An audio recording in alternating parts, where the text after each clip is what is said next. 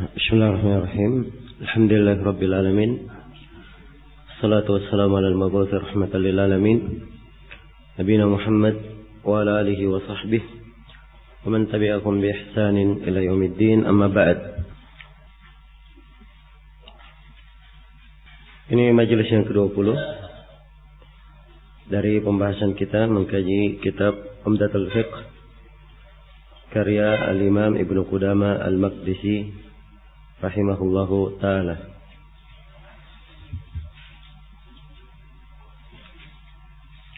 Pembahasan berikutnya, kata Ibnu Qudamah rahimahullahu ta'ala,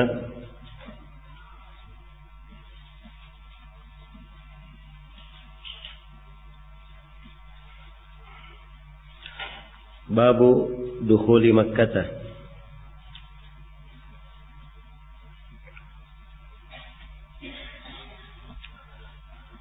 Bab tentang memasuki Makkah. Baik, ada 30 pembahasan dalam bab ini. Yang pertama, arah yang disunnahkan dalam memasuki Makkah.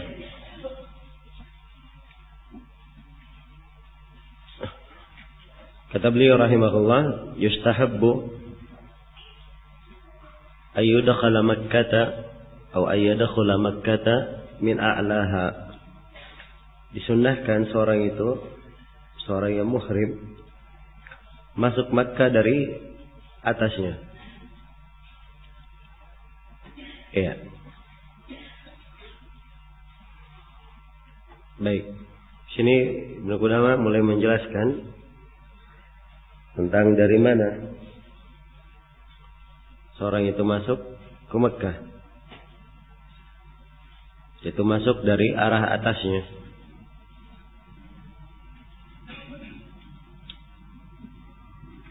Yaitu dari Tsaniyah yang bagian atas dari arah Al-Hajun.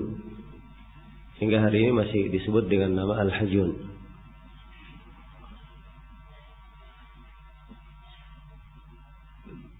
Dan ini berdasarkan hadits Ibnu Umar riwayat Bukhari dan Muslim, karena Nabi sallallahu alaihi wasallam idza dakhala Makkah dakhala min as-saniyati al-ulya allati bil batha wa idza kharaja min as-saniyati as-sufla.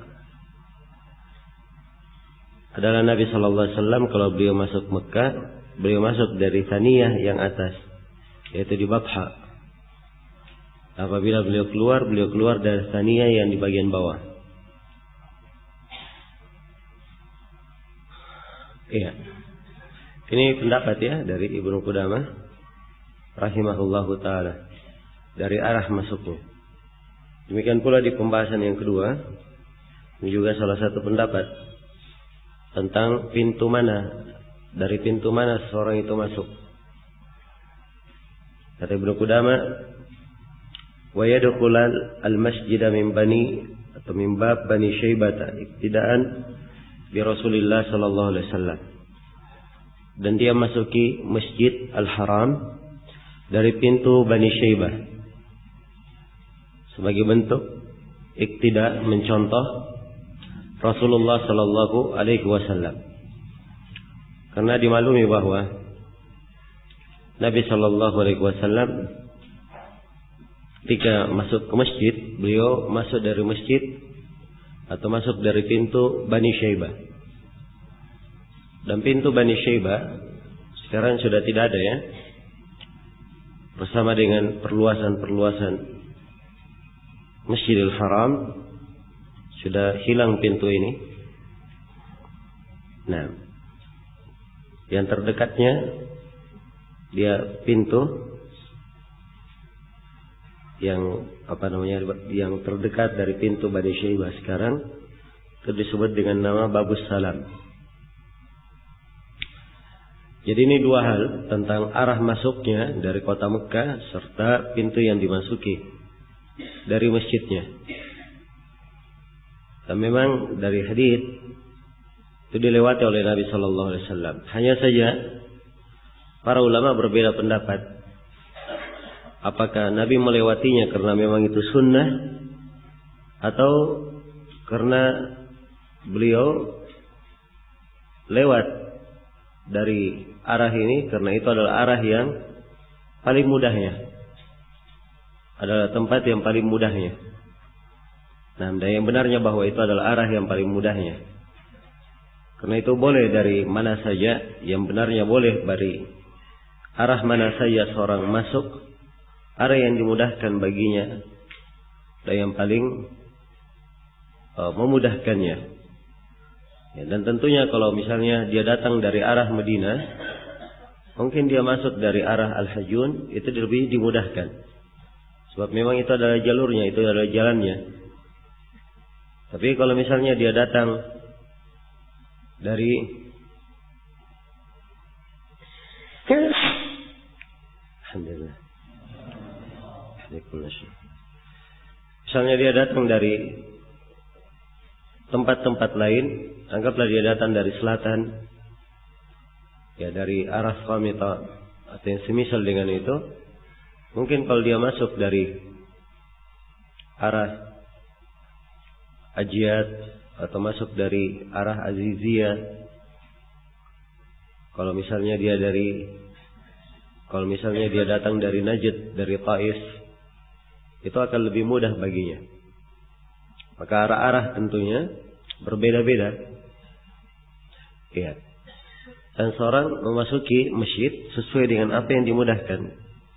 Dari arah negeri mana yang mudah, atau dari arah mana yang dia masuk ketika memasuki kota Mekah. Baik. Ini kesimpulannya untuk dua pembahasan ini. Kemudian pembahasan yang ketiga yang dilakukan saat melihat Ka'bah. Kata Ibnu Qudamah rahimahullah, wa idza ra'al baita rafa'a yadayhi. Apabila dia melihat al-bait, melihat Ka'bah, dia mengangkat kedua tangannya.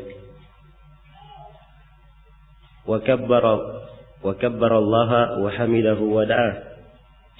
Dan dia mengagungkan Allah, memujinya dan berdoa kepadanya. Dan ini karena ada riwayat yang menjelaskan seperti itu. Hanya saja riwayatnya lemah.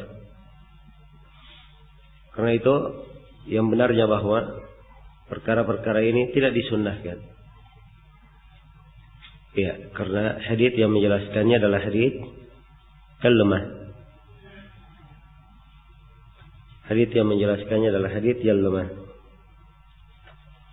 Dan ini sudah mengangkat tangan ketika melihat Ka'bah, bertakbir, ya, dan semisal dengannya. Di hari-hari ini sudah terlalu banyak model dan cara yang dilakukan oleh orang ketika ia melihatnya, ketika pulang, apalagi ketika pulangnya, macam-macam caranya.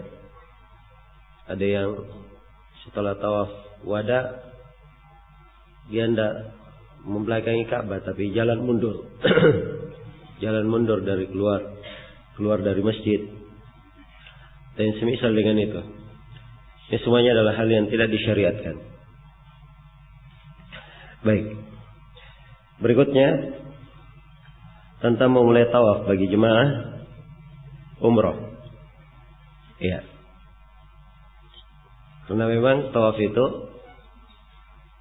dilihat tentang orang yang datang bagi umrah, datang sebagai mu'tamir dengan niat umrah atau dengan niat haji tamattu. Dan orang yang datang dengan niat haji qiran atau haji ifrad. Ibnu Qudamah berkata, wa yabtadi bi tawafil umrah in kana mu'tamiran.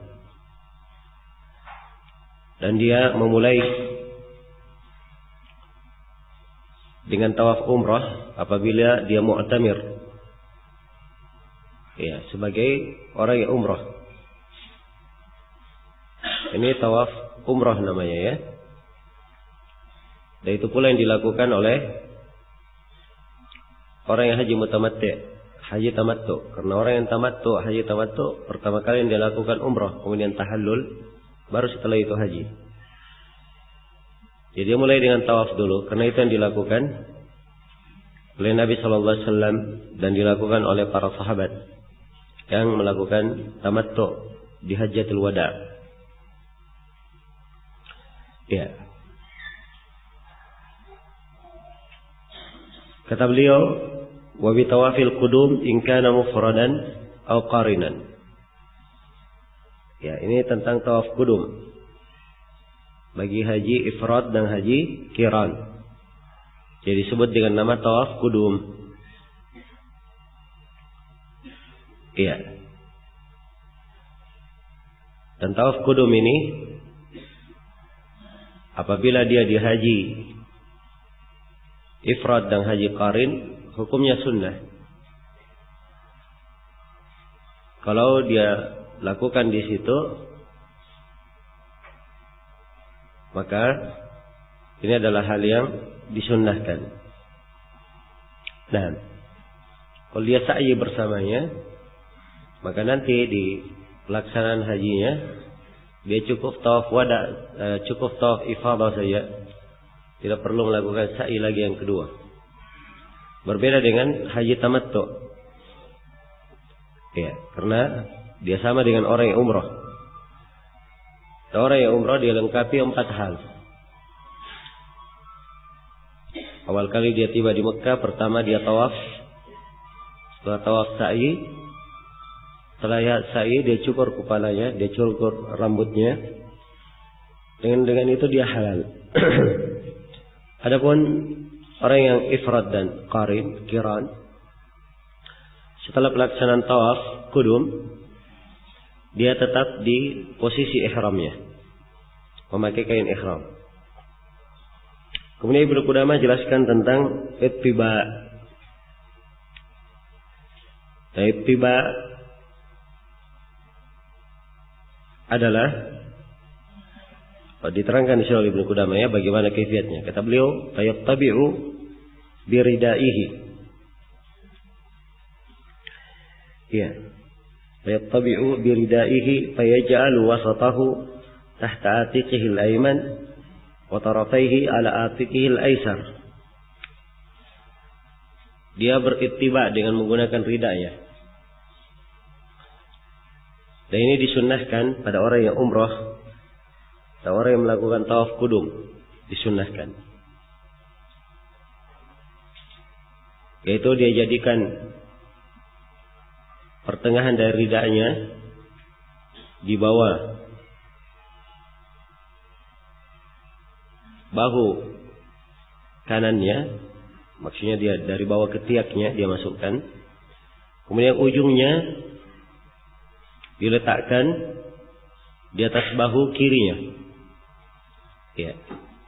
Jadi ketika dilakukan ittiba, bahu kanan terbuka karena kain yang menutupi bahu kanan dimasukkan dari arah ketiak. Kemudian ujungnya dilemparkan di atas bahu kiri. Nah, ini kaifiat ittiba. Dan ittiba dalam tawaf saja. Dan tawaf yang dimaksud tawaf qudum saja untuk haji dan tawaf umrah. Adapun di tempat lain tidak disyariatkan ittiba. Karena itu dari kekeliruan di musim haji dan di waktu umrah, orang-orang yang memakai kain ihram dari miqat dia sudah buka bahu kanannya. Dan ini keliru ya.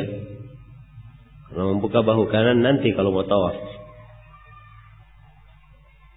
Demikian pula dari kekeliruan di musim haji. Setelah di musim haji itu tidak ada membuka bahu kanan. Sebab bahu kanan di semua keadaan tertutup. Walaupun dia melakukan tawaf ifadah. Anggaplah misalnya pada tanggal 10 seorang tidak melempar jamrah dahulu, tapi dia langsung tawaf ifadah. Dan itu boleh. Dia langsung tawaf ifadah, maka pada saat tawafnya tidak boleh dia membuka bahu kanannya. Jadi sekali lagi ittiba ini syariat hanya disyariatkan bagi orang yang melakukan umrah dan orang yang melakukan tawaf qudum saja. Ya, di tempat lain tidak disyariatkan. Kemudian pembahasan berikutnya, Ibnu Qudamah menjelaskan tentang bagaimana kaifiyat tawaf itu. Sebab ini sudah masuk ke masjid, sudah diterangkan tentang bagaimana atau apa yang dia lakukan dari tawaf. Kemudian diterangkan oleh Ibnu Qudamah tentang kaifiyat dan sunnahnya ittiba. Kemudian beliau jelaskan permulaan tawaf dari mana. Kata beliau, wa yabtadi bil hajaril aswad. Dia memulai dari hajar aswad. Memulai dari hajar aswad. Ya. Dimaklumi ya bahwa Ka'bah itu berapa sudut? 4 sudut. Ya, karena memang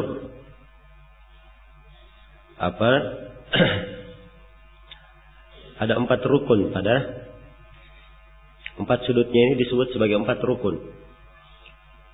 Tempat hajar aswad disebut rukun hajar aswad yang berada di dekat pintu.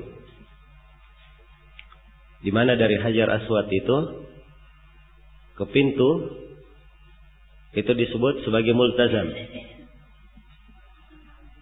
Ya, kalau kita ikuti jalur hajar aswad atau Ka'bah kita jadikan di sebelah kiri kita berjalan lagi, ketemu rukun yang kedua. Rukun yang kedua ini dinamakan sebagai rukun Syami, sebab dia mengarah ke arah Syam.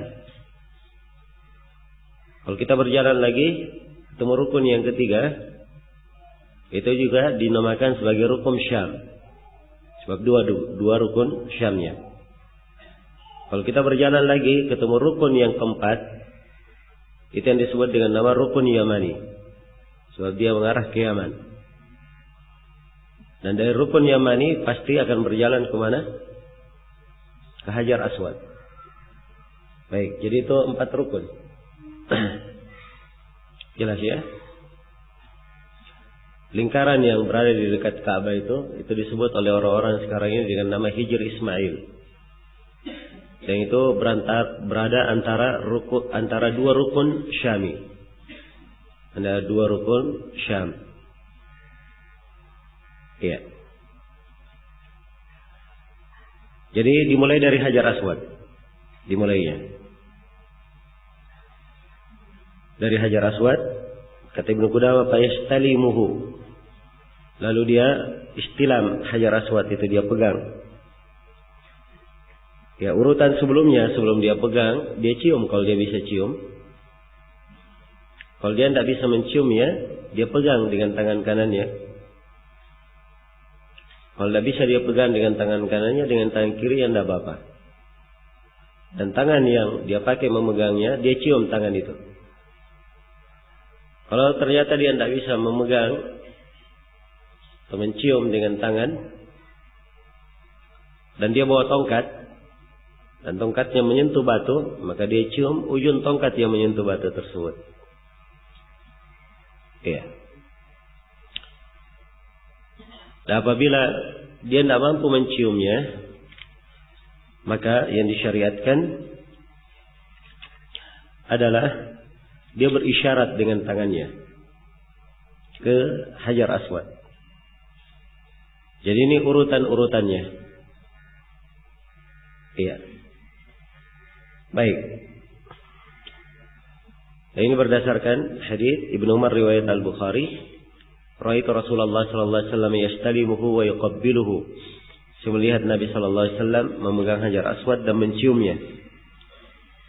Baik.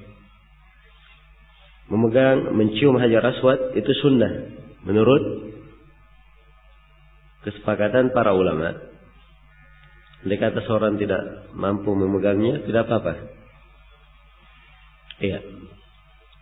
Dan di masa terjadi desak-desakan, tidak boleh seorang yang kuat menyakiti orang yang lemah.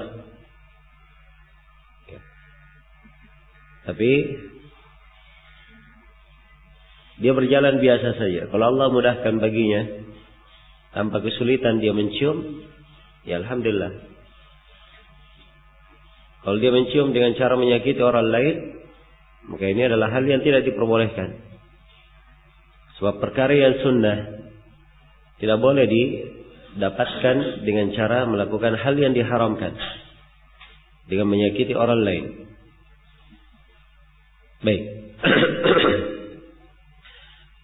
Setelah menjelaskan mencium batu, mencium Hajar Aswad, Ibnu Qudamah kemudian menerangkan tentang doa yang dibaca. Ya. Wa yaqulu, dan dia membaca Bismillah wallahu akbar. Ini hal yang dibaca tatkala seseorang itu memulai tawafnya. Dia membaca Bismillahi Allahu Akbar. Dan tambahan Bismillah itu diterangkan dalam sebagian riwayat.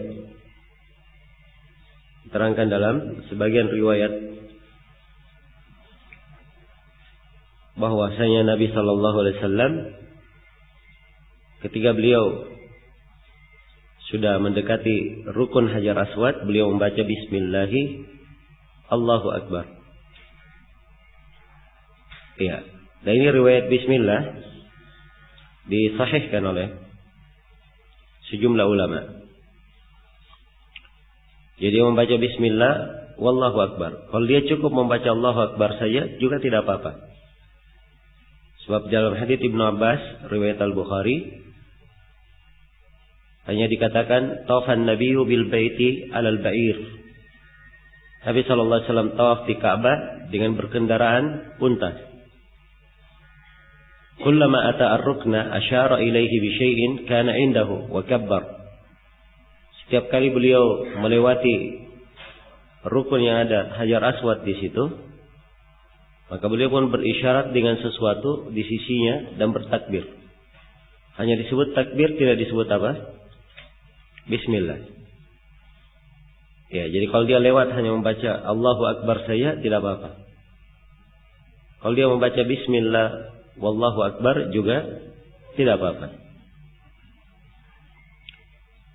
Baik. Jadi ini bacaannya, dan bacaan ketika membaca ini tidak disyariatkan seseorang itu berhenti. Ya. Jadi ketika kalau dia mencium tentunya berhenti ya, karena mencium, tidak mungkin mencium sambil jalan. Tapi kalau dia berisyarat sambil jalan saja. Bismillah Allahu Akbar. Tidak seperti sebagian orang, atau kebanyakan orang sekarang ini, kalau sudah lewat di Hajar Aswad berhenti di situ. Berhenti sejenak kemudian membaca Bismillah Allahu Akbar. Dan ini keliru. Ini yang bikin macet arah Hajar Aswad. Iya. Itu tidak dilakukan oleh para sahabat. Karena itu dia sambil berjalan saja.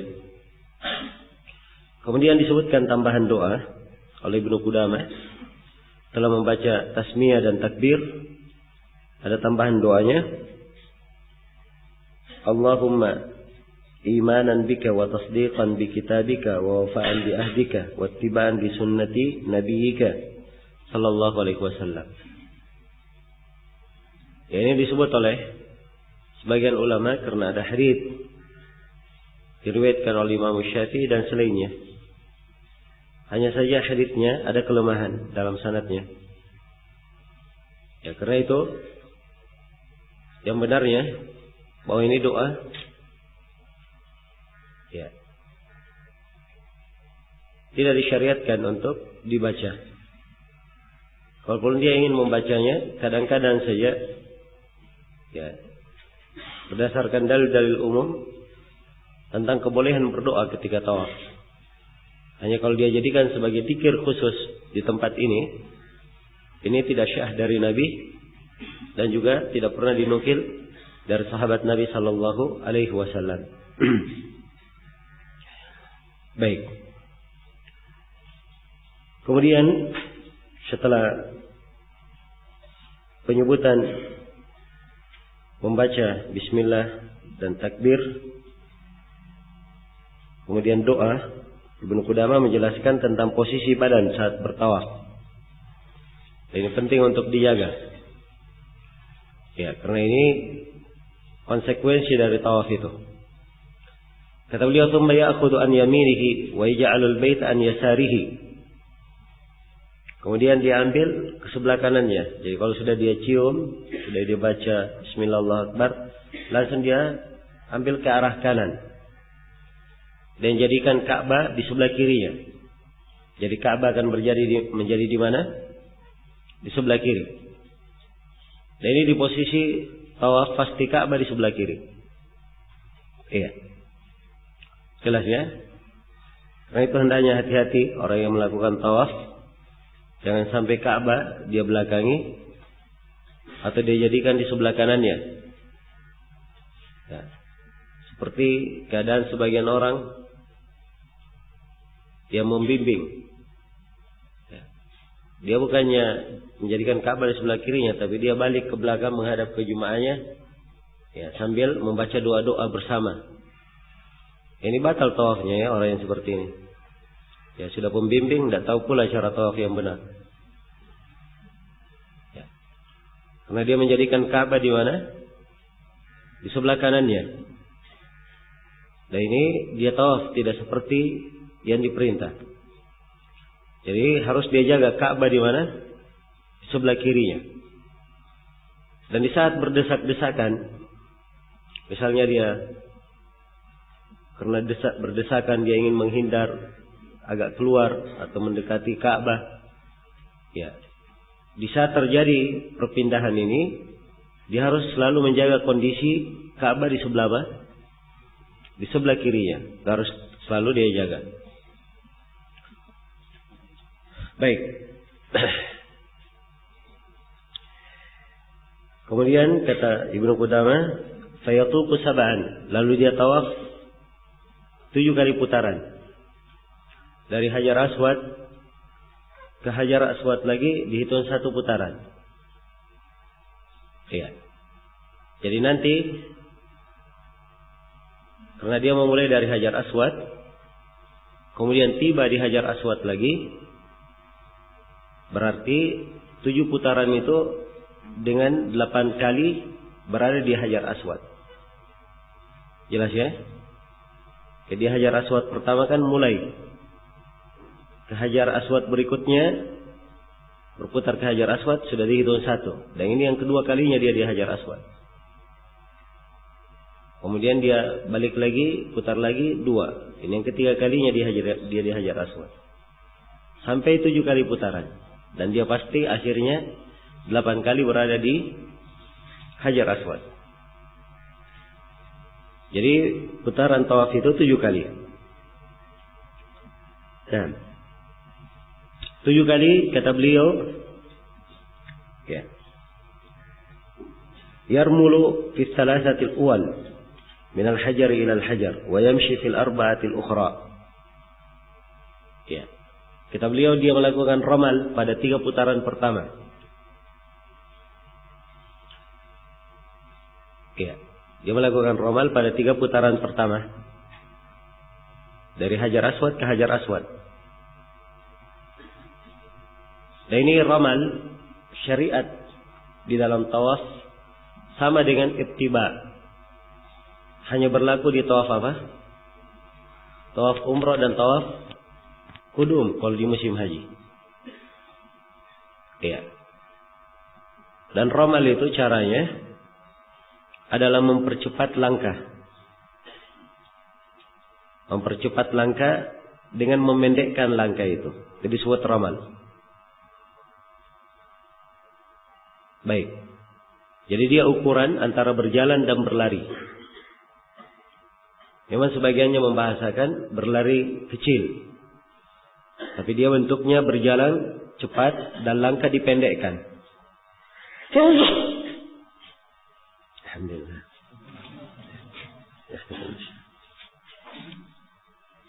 Langkahnya dipendekkan. Dan ini berdasarkan hadits Jabir, riwayat Muslim. Beliau berkata, "Lamma qadima Rasulullah sallallahu alaihi wasallam Makkah, atal hajara fastalamahu, thumma masya ala yaminihi, faramala thalathan wa masya arba'an." Begitu Nabi sallallahu alaihi wasallam tiba di Mekah, beliau mendatangi Hajar Aswad, kemudian memegangnya. Lalu beliau mengambil arah kanan, maksudnya dari setelah mencium, beliau balik ke kanan. Ya, kalau balik ke kanan berarti apa? Hajar Aswad atau Ka'bah di sebelah kirinya. Lalu beliau melakukan romal 3 kali putaran dan berjalan pada 4 putaran sisanya. Ya. Jadi romal ini pada 3 putaran saja. Pada 3 putaran. Ya. Dan romal ini disyariatkan kalau misalnya memungkinkan dia untuk berjalan cepat melakukan romal itu. Adapun kalau misalnya berdesak-desakan, maka tidak disyariatkan seorang berlari-lari di tempatnya. Ya. Karena romal memang adalah dia mempercepat langkahnya dengan memendekkan langkah, itu disebut romal. Jadi kalau dia tidak bisa jalan, dia berlari-lari kecil di tempat, nah itu bukan romal namanya. Ya. Jadi kalau misalnya sempit atau berdesak-desakan, dia biarkan saja. Begitu ada peluang, ya, memungkinkan untuk agak cepat, maka dia lakukan romal. Baik. Kemudian kata Ibnu Qudamah, selesai sudah ya tentang romal dan kesunahan berjalan pada 4 putaran terakhir. Kemudian Ibnu Qudamah menyinggung tentang menyentuh rukun Yamani dan Hajar Aswad. Wa kullama hada ar-rukn al-yamaniyya wal hajara istalamahuma. Tiap kali dia melewati rukun Yamani dan Hajar Aswad, dia pegang keduanya. Baik. Jadi dari 4 rukun di Ka'bah, 4 sudut di Ka'bah, yang dipegang itu cuma 2 saja. Yang dipegang apa? Rukun Yamani yang berada sebelum rukun Hajar Aswad dan Hajar Aswad sendiri. Cuma 2. Adapun memegang 2 rukun Syami, 2 rukun Syam, dan juga memegang tembok-tembok Ka'bah, ini adalah hal yang tidak disyariatkan. Ya, seperti sejumlah dari jemaah haji. Ya, seakan-akan dia kelilingi semuanya. Dan perlu diingatkan bahwa tidak boleh seorang itu tawaf, dia lewat di dalam Hijr Ismail, tidak boleh. Dan kalau dia tawaf lewat di dalam Hijr Ismail, itu tidak syah tawafnya. Karena tawaf yang dikenal memang agak jalan keluar. Nah, kemudian saya tidak ingat kapan ada sejarah Hijr Ismail itu, dan itu penamaan Hijr Ismail tidak pernah dikenal di masa Nabi Sallallahu Alaihi Wasallam, hanya dikenal kalangan orang-orang sekarang ini saja. Ya, tidak ada keutamaan khusus juga sholat di situ. Baik, seperti yang dilakukan oleh sebagian orang, desak-desakan sholat di Hijr Ismail. Jadi tiap kali melewati rukun Yamani dan Hajar Aswad dipegang. Ingat ya, kalau rukun Yamani hanya dipegang saja. Tidak ada bacaan Bismillah Allahu Akbar, tidak ada. Hanya dipegang. Dan kalau misalnya ramai rukun Yamani, tidak bisa dia pegang karena ramai, tidak disyariatkan dia berisyarat. Seperti di Hajar Aswad, tidak disyariatkan. Sebab rukun Yamani cuma 1 kaifiat saja. Kalau bisa dipegang, dipegang. Tidak bisa, sudah dia berjalan biasa, dia lewati. Jelas ya? Berbeda dengan Hajar Aswad. Hajar Aswad, kalau bisa dicium, dicium. Ya. Tidak bisa dicium, dipegang. Tidak bisa dipegang, dia memakai perantara alat, tongkat atau yang semisal dengannya. Kalau tidak bisa, dia berisyarat. Membaca Bismillah, Allah Akbar atau Allah Akbar saja. Dan berbeda dengan rukun Yamani. Rukun Yamani tidak ada bacaannya. Yang disyariatkan hanya memegangnya. Tidak disyariatkan yang lain. Tidak disyariatkan berisyarat dan selainnya. Baik. Ya. Dan telah syah dari Nabi Sallallahu Alaihi Wasallam bahwa beliau memegang rukun Yamani dan Hajar Aswad tiap kali beliau melewati keduanya. Kemudian kata Ibnu Qudamah, ya, kata beliau, wa kabbarah wa hallala, dan dia bertakbir serta bertaslim. Ya, bertakbir serta bertahlil. Tahlil itu membaca apa? La ilaha illallah. Bertahlil yaitu membaca la ilaha illallah. Nah, sini ada dua hal yang perlu diingatkan. Yang pertama, Ibnu Qudamah di sini seakan-akan mengisyaratkan bahwa bertakbir dan membaca la ilaha illallah ini tiap kali melewati rukun yamani dan hajar aswad. Dan telah kita tegaskan tadi ya, bahwa pembacaan takbir hanya di mana? Di hajar aswad saja. Rukun yamani tidak.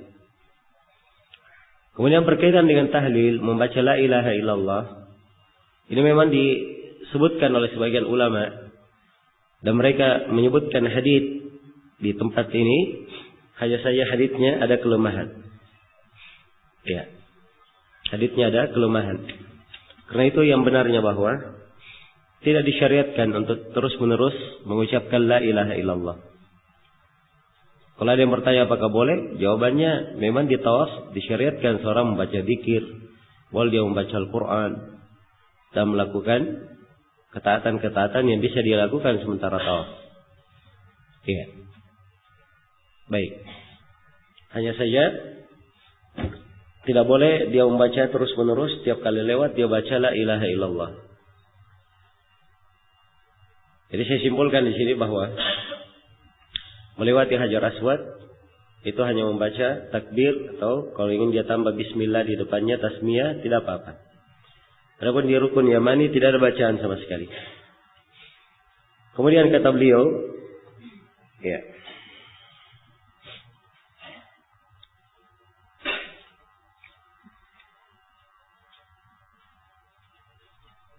wa yaqulu bainar ruknaini, dan dia membaca doa antara dua rukun. Ini doa antara rukun yamani dan hajar aswad. Rabbana atina fid dunya hasanah wa fil akhirati hasanah wa qina adzabannar. Ya, dan ini adalah hal yang disunnahkan, syah dari Nabi sallallahu alaihi wasallam, hadis tentang hal ini. Ya. Wa yad'u fi sa'irihi bima ahabbah. Dan dia berdoa pada seluruh putaran, sisa putarannya dengan doa yang dia sukai. Dengan doa yang dia sukai. Jadi seluruh putaran dari hajar aswad, rukun yamani, boleh dia baca doa apa saja yang dia sukai. Ya, adapun dari rukun yamani ke hajar aswad, afdalnya dia berdoa apa? Rabbana atina fid dunya hasanah wa fil akhirati hasanah wa qina adzabannar. Kalau dia ingin doa yang lain juga tidak ada masalah. Yang jelas di seluruh putaran tawaf tidak ada yang ditinggalkan. Ya. Dan sampai seorang itu tawaf, ya, dia menghayal saja, melamun, ya, atau terbuai bersama orang-orang yang lewat bersamanya di dalam tawaf. Dan ini perlu dijaga ya. Nah, dan perlu dijaga menundukkan pandangan bercampur baur antara laki-laki dan perempuan di tempat itu. Apalagi banyak dari perempuan yang tidak menjaga etika yang benar di dalam tawafnya. Maka dalam kondisi yang seperti ini hendaknya dia perhatikan kondisi dirinya. Dan memang sunnahnya memperbanyak doa. Kalau dia ingin membaca Al-Quran tidak apa-apa. Dia ingin membaca Al-Quran misalnya, tidak ada masalah. Dia ingin membaca dzikir tidak apa-apa. Iya. Jelas ya? Adapun yang dilakukan oleh banyak dari orang yang umroh dan haji, ada buku panduan khususnya. Tawaf pertama doanya ini, tawaf kedua doanya ini, tawaf ketiga doanya ini, tawaf keempat doanya ini. Semuanya ada lengkap. Setiap tawaf ada doanya masing-masing. Ya, ini dari hal-hal yang tidak disyariatkan. Ya, dan saya dengar Syekh Ibnu Utsaimin rahimahullahu taala di musim haji itu tahun 98, beliau berkata faliyahdaril hajj. Kata beliau faliyahdaril hajj, min kitabin sagirin dal. Kata beliau, hati-hati orang yang haji dari kitab kecil yang sesat, yang dipegang oleh banyak jemaah haji, yaitu yang berisi doa-doa itu. Beliau anggap sebagai kitab yang apa? Kitab yang sesat. Iya. Sebab memang penyebutan doa-doa pada setiap tawaf ini adalah hal yang tidak ada tuntunannya dari Nabi. Jadi silahkan dia berdoa dengan apa yang dia mudahkan. Dan ini memberatkan jemaah haji. Banyak sekali jemaah haji seakan-akan doa tawafnya harus dibaca. Ya. Doa tawafnya harus dibaca. Karena dia harus dibaca, akhirnya menjatuhkan mereka dalam banyak pelanggaran. Di antara pelanggarannya, kadang dia menyewa pembimbing untuk membimbingnya. Nanti pembimbing baca doa, dia ikut di belakangnya. Nah, ini akhirnya jatuh pelanggaran yang kedua, doa bersama. Ya. Dan ini tidak disyariatkan karena mengganggu orang yang tawaf yang lainnya. Ya. Dan naudzubillah sebagian pembimbing ya sekarang sudah mulai sudah mulai kurang. Dulu pemerintah mengizinkan pakai pembesar suara itu. Ya, jadi beradu pembesar suara pada keadaan dulu. Tapi sekarang belakangan ini sudah dilarang. Yang memakai pembesar suara dimanapun sudah dilarang pada saat haji. Jelas ya? Karena memang ini mengganggu orang-orang yang melakukan ibadah. Baik. Dan tidak disyariatkan doa bersama. Setiap orang berdoa pada dirinya sendiri. Apa yang Allah mudahkan, apa yang dengannya dia khusyuk, lebih mendekatkan dirinya kepada Rabbnya, mengingat apa makna dari tawaf ini. Ya, kalau dia umrah, dia ingat keagungan umrah. Kalau dia haji, dia ingat kebesaran dan keagungan ibadah haji. Ya, demikian harusnya yang dia lakukan. Kemudian setelah dengan itu selesai tawaf ya, berhenti di Hajar Aswad. Kemudian Ibnu Qudamah terangkan tentang salat 2 rakaat di belakang maqam Ibrahim. Tsumma yusalli raka'atain khalfal maqam. Kemudian dia salat 2 rakaat di belakang maqam. Maqam itu artinya tempat berdiri. Ya, bukan makam ya. Kalau bahasa Indonesia makam pakai kaf, pakai ka. Ya, makam itu adalah apa? Kuburan. Tapi ini maqam pakai ki. Maqam artinya tempat berdiri. Sebab memang di situ tempat berdiri Nabi Ibrahim ketika beliau membangun Ka'bah. Ya, maqam Ibrahim itu yang dilihat, yang bundaran warna kuning itu di depan Ka'bah, di depan pintu Ka'bah. Ya, antara Hajar Aswad dan Rukun Syami. Antara Hajar Aswad dan Rukun Syami. Itu maqam Ibrahim namanya. Jadi sunnahkan dia salat 2 rakaat di belakang maqam Ibrahim. Ini kalau ada tempat dan memudahkan. Ya. Dan biasanya padat. Dan umumnya dia tidak boleh langsung di belakang maqam, sebab dilarang karena orang lewat tawaf di situ. Biasanya di belakang maqam, ke belakang lagi sedikit. Jelas ya? Kalau ada tempat, kalau tidak ada tempat, dia sholat di mana saja. Dari arah Ka'bah tidak apa-apa. Kalau tidak ada tempat. Baik, dia sholat di mana saja di sekitar Ka'bah tidak ada masalah. Kemudian setelah selesai sholat, kata Ibnu Qudamah, "Tsumma ya'udu ila ar-rukun fayastalimuhu." Kemudian dia kembali lagi ke rukun. Ya. Dia kembali lagi ke rukun, lalu dia pegang rukun tersebut. Dan ini telah syah dari Nabi Shallallahu Alaihi Wasallam. Beliau melakukannya. Ya. Jadi begitu beliau selesai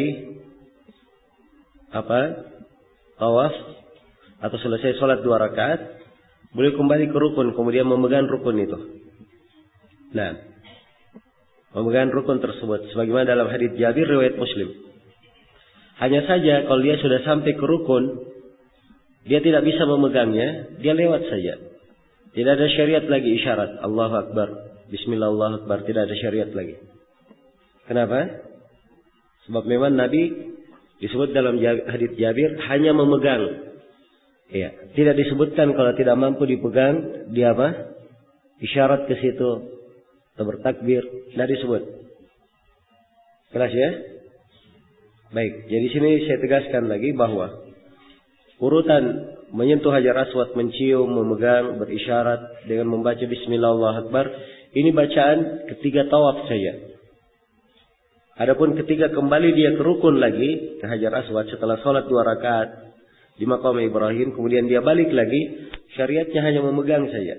Kalau dia mampu memegang. Kalau dia tidak mampu memegang, maka dia hanya kembali ke arah itu saja. Lalu berlalu. Tidak berisyarat, tidak pula membaca takbir. Karena memang dari tempat tawaf menuju kepada tempat sa'i, paling idealnya, jalan yang paling dekatnya dan paling bagusnya dari arah Hajar Aswad kita berjalan menuju kepada tempat sa'i. Jelas ya? Baik, kemudian kata beliau, "Tsumma yakhruju ila Safa min babihi." Kemudian dia berangkat ke Safa dari pintu itu. Ya, kalau dari arah Hajar Aswad ada pintu di situ, dan pintunya sekarang ini disebut dengan nama pintu Safa.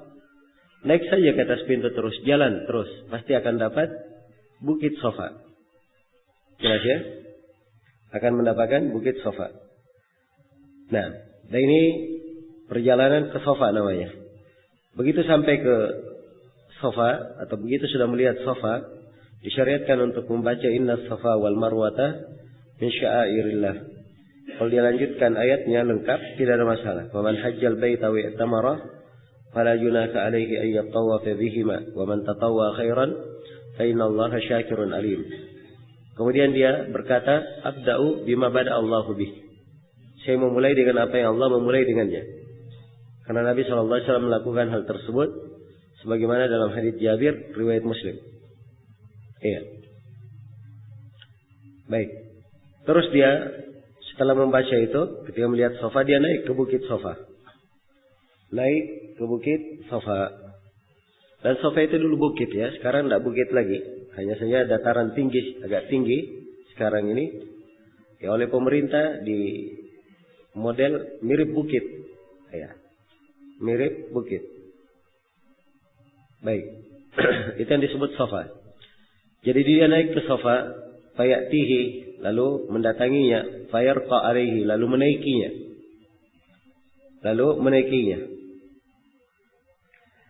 Iya. Akhirnya dia naik ke Safa sampai dia melihat Ka'bah. Iya. Kemudian disyariatkan setelah dia melihatnya, wa yukabbirullah wa yuhalliluhu wa yad'u. Disyariatkan setelah itu dia bertakbir kepada Allah, bertahlil dan berdoa. Iya. Bertakbir, bertahlil dan berdoa. Nah, sebab ini yang diterangkan oleh Jabir radhiyallahu taala anhu di dalam penjelasan kaifiatnya. Nah, jadi ketika Nabi sallallahu alaihi wasallam sudah berada di atas Bukit Safa, beliau menghadap ke kiblat. Jadi posisikan diri ya, ketika berada di atas Bukit Safa, posisikan diri melihat ke Ka'bah. Kalau sudah kelihatan Ka'bah, atau kalau dia tidak bisa lihat, tapi dia sudah yakin mengarah ke Ka'bah, maka dia membaca la ilaha illallah wahdahu la syarikalah lahul mulku wa lahul hamd wa huwa ala kulli syai'in qadir. La ilaha illallah. Nah, la ilaha illallah anjaza wa'da wa nasara 'abda wa hazama al-ahzaba wahda. Itu bacaan yang disebut oleh Ibnu Qudamah di sini bertakbir, bertahlil. Ya, itu bacaan takbir dan tahlilnya. Setelah itu dia berdoa. Setelah berdoa dia baca lagi bacaan itu. La ilaha illallah wahdahu la syarikalah lahul mulku wa lahul hamdu wa huwa ala kulli syai'in qadir. Ya, ingat ya di Sahih Muslim tidak ada yuhyi wa yumit. Sebagian orang ada menambah yuhyi wa yumit. Itu di luar riwayat Muslim. Dan seingat saya riwayatnya ada kelemahan, yang tambahan yuhyi wa yumit. Jadi hanya baca la ilaha illallah wahdahu la syarikalah lahul mulku wa lahul hamdu wa huwa ala kulli syai'in qadir. La ilaha illallah, di sebagian riwayat la ilaha illallah wahdah anjaza wa'da wa nasara 'abda wa hazama al-ahzaba wahdah. Setelah itu dia doa lagi. Ya, setelah doa dia baca lagi dikirin. La ilaha illallah wahdahu la syarikalah, lahul mulku wa lahul hamdu wa huwa ala kulli syai'in qadir. La ilaha illallah anjaza wa'da wa nasara 'abada wa hazama al-ahzaba wahdah. Jadi zikirnya 3 kali dia baca, dia selingi 2 doa antara 3 zikir. Dan doanya boleh dia doa, memperpanjang doa di situ, tidak ada masalah. Sebab ini dari tempat-tempat doa mustajabah. Dari tempat-tempat doa mustajabah. Silahkan dia berdoa dengan bahasa Arab, dengan bahasa Indonesia, diperbolehkan. Nah, kalau dia baca doa-doa dari doa yang warid, itu lebih afdal. Setelah membaca doa, amalan di atas sofa, kemudian kata Ibnu Qudamah rahimahullahu taala, "Tsumma yanzil," kemudian dia turun, "Fayamshi ilal alam." Lalu dia berjalan menuju kepada tanda. Ya, tanda ini sekarang tandanya warna hijau. Ya, tanda ini adalah permulaan lembah yang dulu Nabi di situ.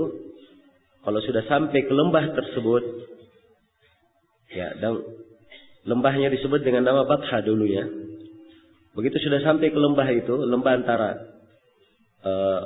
Safa dan Marwah, sudah sampai ke lembah di situ, Nabi Shallallahu Alaihi Wasallam berlari kencang, ya, di lembah tersebut. Beliau berlari kencang di lembah itu. Nah, dan di dalam sebagian riwayat beliau berkata, "La yuqta'u al-abtah illa syaddan." Ya, lembah itu tidak dilewati kecuali dengan berlari kencang. Ya, jadi bagi laki-laki disyariatkan dia berlari semampu mungkin.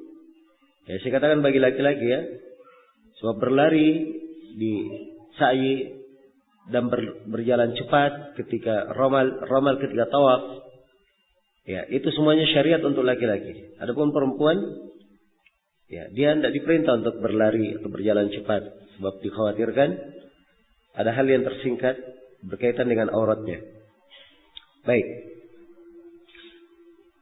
Tsumma yas'a, kemudian setelah sampai ke tanda hijau itu, dia berlari. Ingat, dia bukan berjalan cepat, tapi berlari. Ya, semampu mungkin dia bisa berlari. Nah, yang penting dia berlari, tapi ingat, jangan nabrak orang. Ya.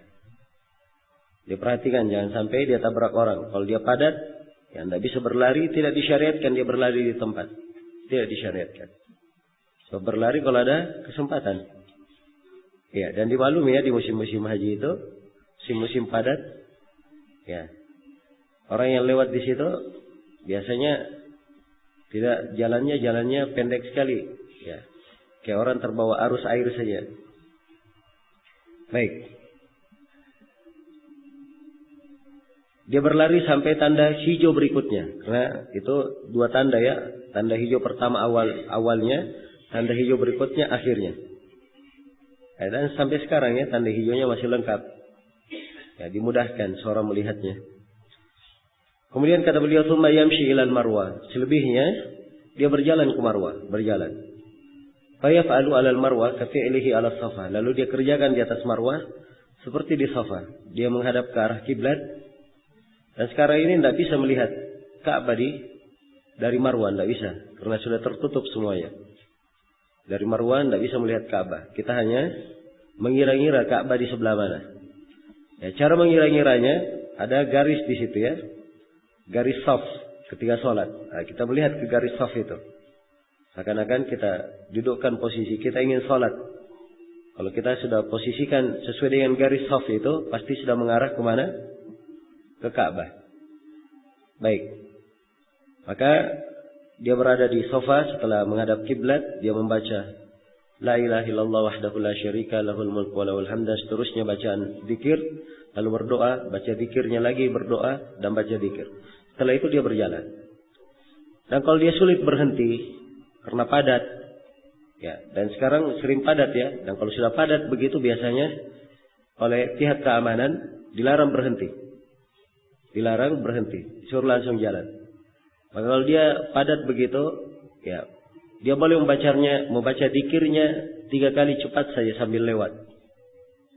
Kalau dia tidak sempat baca dzikirnya juga tidak apa-apa. Yang penting dia sudah lewat di atas Safa. Karena itu yang diinginkan.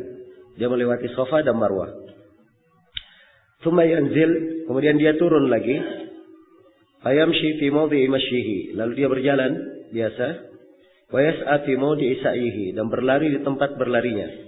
Yaitu antara dua tanda hijau berlari lagi. Hatta yakmula sab'a asywatin, sampai lengkap 7 kali putaran. Ya, karena memang sa'i itu berapa kali putaran? 7 kali putaran. Bagaimana cara menghitungnya? Kata beliau, yuhtasabu bid-dhihabi sa'yatan wa birruju'i sa'yah. Ya, dimulai dengan pergi itu dihitung 1 putaran, 1 sa'i. Kembalinya dihitung 1 sa'i. Nah, yaftatihu bis-Safa wa yakhtimu bil Marwah. Dia mulai dari Safa dan mengakhiri di mana? Di Marwah. Jadi kalau kita hitung sa'i 7 kali putaran, 7 putaran itu maksudnya dari Safa ke Marwah itu 1 putaran. Dari Marwah kembali lagi ke Safa itu berapa? Putaran kedua. Ya, bukan dari Marwah ke Safa kemudian ke Marwah lagi dihitung 1 putaran. Itu keliru ya. Nah, sebab ada sebagian orang yang salah paham begitu. Akhirnya dia 14 kali berputar. Ya. Karena yang dihitung tiap kali kembali ke mana? Ke Safa. Iya. Baik. Jadi kalau dia mulai dari Safa, pasti akhir dari sa'yinya berada di mana? Berada di Marwah. Ya, jadi kalau misalnya ada orang yang sa'i dan berakhirnya di Safa lagi, nah berarti ini ada yang salah dalam hitungannya. Pasti ada yang salah dalam hitungannya. Jelas ya? Baik, karena itu tempat cukur itu hanya ada di tempat di mana? Di pintu-pintu. Di pintu Marwah tempatnya. Ya, walaupun sekarang ini sudah dilarang oleh pemerintah tempat cukur sekitar situ. Dulunya ada ya banyak, sekarang sudah dihilangkan semua. Ya, dipindahkan di sekitar tanah haram yang lain. Dan itu lebih bagus ya, karena memang dulu tempat cukur ini sumber-sumber macet juga. Ya. Dan khusus di Marwah, hendaknya hati-hati dari sebagian orang-orang yang kerja di situ, orang-orang yang tinggal, sering bawa benda-benda tajam, bawa gunting, bawa ini, untuk orang-orang dia sewakan guntingnya. Ya, dan ini naudzubillah dari orang-orang yang kerjanya tidak benar. Saking banyaknya sulit pihak keamanan untuk apa? Mengawasi mereka. Baik. Jadi selesai sudah ya tentang cara menghitung putaran sa'i. Kemudian kata Ibnu Qudamah, "Tsumma yuqassir min sya'rihi in kana mu'tamiran wa qad halla." Kemudian dia pendekkan rambutnya kalau dia mu'tamir, dan itu artinya dia telah halal. Kenapa Ibnu Qudamah sebut memendekkan? Kenapa tidak beliau sebut menggundul? Padahal menggundul lebih afdal ya. Karena biasanya kalau orang haji, dia hajinya haji tamattu, ya, dia perlu potong rambut lagi ketika hajinya. Jadi kalau dia sudah gundul dahulu, anggaplah misalnya tanggal 7 dia masuk haji, tanggal 7 Dzulhijjah dia masuk umrah, ingin tamattu. Dia sudah gundul. Ya, habis rambutnya. Nanti begitu masuk musim haji, tanggal 10 nanti 3 hari lagi dia perlu gunting rambut lagi. Ya. Kalau dia dapati rambutnya belum tumbuh, apa yang dia mau gunting? Kan begitu. Karena itu Ibnu Qudamah hanya menyebut di sini dia pendekkan rambutnya. Jelas ya, memendekkan rambut. Jadi kalau dia mu'tamir dia pendekkan rambut. Dengan memendekkan rambut ini sudah halal. Dia sudah tahallul pertama. Kalau dia umrah sudah selesai umrahnya. Itu selesai umrahnya. Dan kita akan terangkan nanti seputar bagaimana cara memendekkan rambut bagi laki-laki maupun perempuan. Kemudian kata beliau illal mutamatti in kana ma'ahu hadyun. Iya. Kecuali orang yang mutamatti kalau dia membawa hadyu. Wal qarin wal mufrid fa innahu la yahil. Ya, kecuali mutamatti yang bawa hewan sembelihan. Ya, maksudnya dia bawa hewan sembelihan bukan dari rumahnya dia bawa, tapi dari luar tanah haram dia bawa. Demikian pula qarin dan mufrid. Kalau qarin dia mengkiran. Ya. Dan biasanya kiron itu dia bawa sembelihan dari mana? dari negerinya.